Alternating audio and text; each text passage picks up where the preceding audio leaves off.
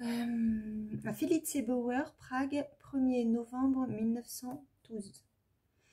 Chère mademoiselle Felice, vous ne pouvez pas prendre cette façon de m'adresser à vous en mauvaise part cette fois-ci, parce que si je dois, comme vous me l'avez déjà demandé à plusieurs reprises, vous écrire quelle est ma façon de vivre, je devrais probablement vous dire des choses qui sont délicates et que j'aurai beaucoup de mal à évoquer en face d'une gracieuse demoiselle.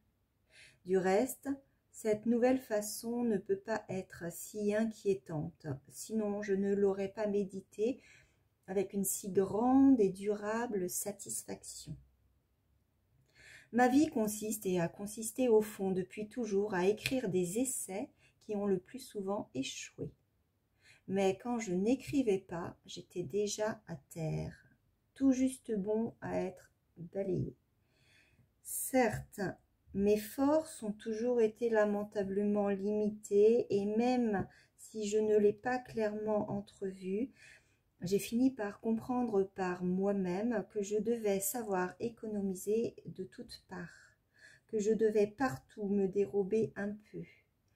Tout cela pour garder suffisamment de force pour préserver ce qui me paraissait être essentiel.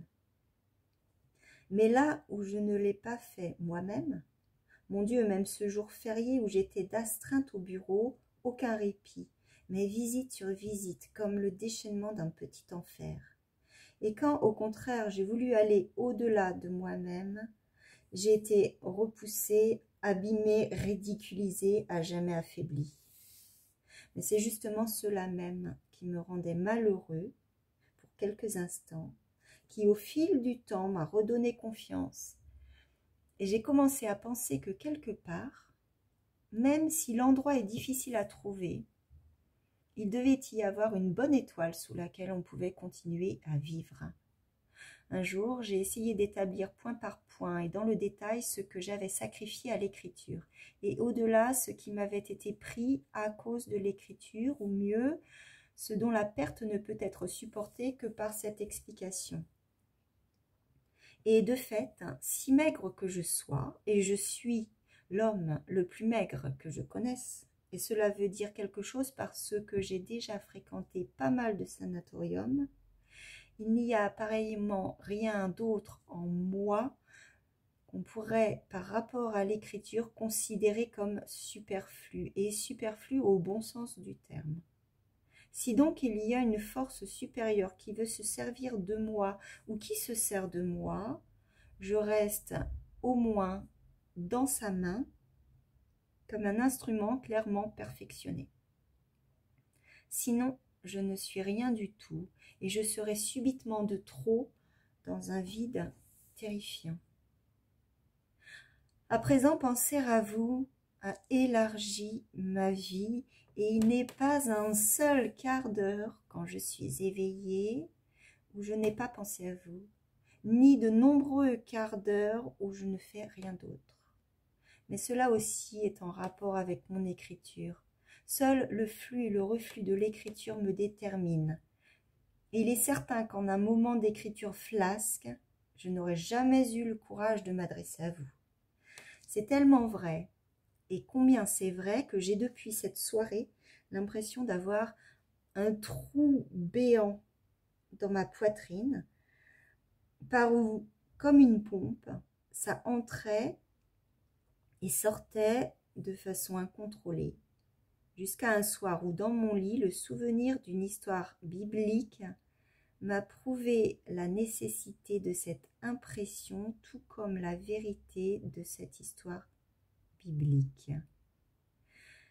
Combien à présent vous êtes aussi jumelé à mon écriture, bien que j'ai cru jusque-là que précisément quand j'écrivais je ne pensais pas le moins du monde à vous, je l'ai perçu dernièrement à ma grande surprise. Dans un petit paragraphe que je venais de rédiger, se trouvaient entre autres les liens suivants avec vous et vos lettres. Quelqu'un avait reçu une tablette de chocolat. On a parlé de quelques petits changements que quelqu'un avait eus dans son service. Ensuite, il y a eu un appel téléphonique. et finalement quelqu'un a contraint quelqu'un d'autre à aller se coucher et la menacer, s'il ne voulait pas le suivre, de le conduire jusqu'à sa chambre, ce qui n'était sûrement qu'un souvenir de la colère dans laquelle s'est mise votre mère quand vous êtes resté si longtemps au bureau. J'aime particulièrement ces passages dans lesquels je vous retiens sans que vous ne le sentiez et donc sans que vous deviez vous défendre. Et même si un jour vous deviez lire quelque chose de ce genre, ces détails vous échapperaient sans doute. Mais vous pouvez me croire que nulle part au monde vous ne pourrez vous laisser capturer avec une plus grande insouciance que là. Ma manière de vivre n'est organisée que pour l'écriture, et quand elle subit des changements, c'est uniquement pour s'adapter le mieux possible à l'écriture, parce que le temps est court, les forces sont limitées, le bureau est une horreur, l'appartement est sonore et il faut se faufiler et faire des tours de force si l'on ne parvient pas à suivre une belle vie bien droite. La satisfaction d'avoir réussi un tel tour de force en répartissant au mieux son temps n'est rien, il est vrai, comparé à l'éternelle lamentation sur le fait que la moindre fatigue se dénote bien mieux et plus clairement dans ce qu'on a écrit que ce qu'on voulait effectivement écrire. Depuis 1 mois et demi, mon emploi du temps, un peu perturbé ces derniers jours, à la suite d'une faiblesse intolérable, est le suivant. De 8h à 2h ou 2h20, bureau, jusqu'à 3h ou 3h20, déjeuner, puis sieste au lit. Des tentatives, le plus souvent.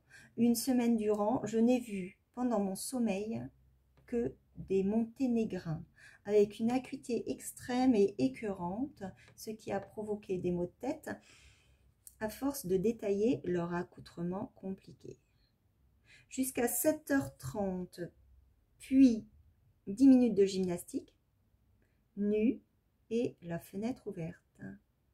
Puis 1 heure de promenade, seule ou avec Max, ou encore avec un autre ami, puis dîner en famille. J'ai 3 sœurs, une mariée, une fiancée, celle qui est célibataire, sans préjudice de l'amour porté aux autres, et celle que je préfère, et de loin.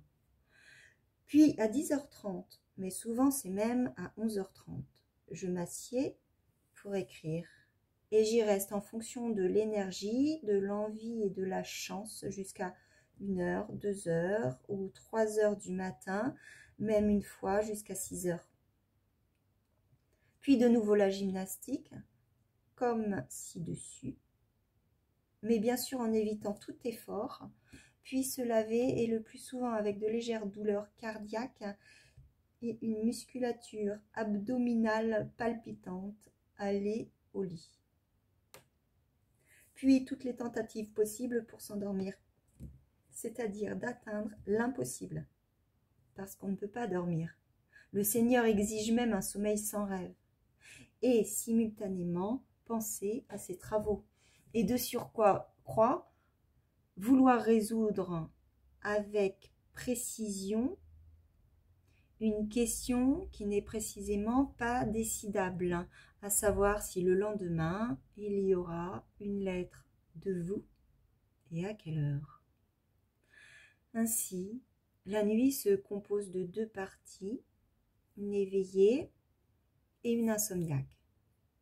Et si je voulais écrire plus précisément là-dessus, si vous vouliez l'entendre, je n'en finirais jamais.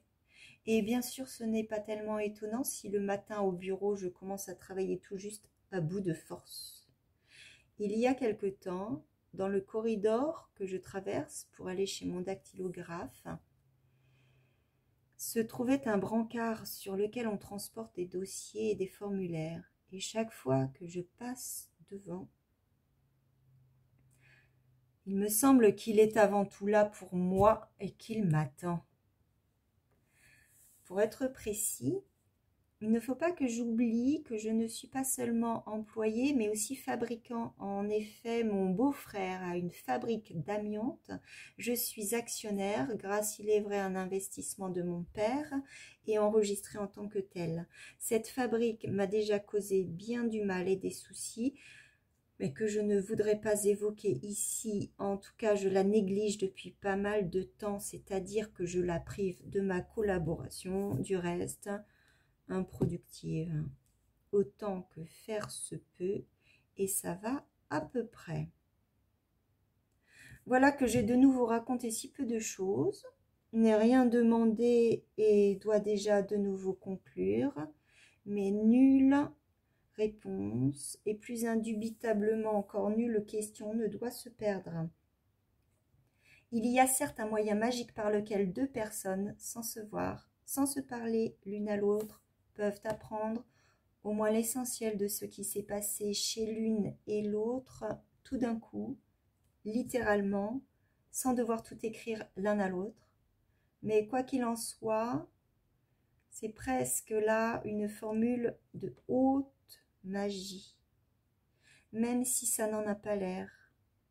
Et on n'y accède pourtant jamais sans récompense, et encore plus certainement jamais impunément. C'est pour cela que je ne la dis pas explicitement. Vous devrez donc la deviner. C'est terriblement bref, comme toutes les formules magiques. Portez-vous bien et laissez-moi sceller ce souhait avec un long baisement. Votre Franz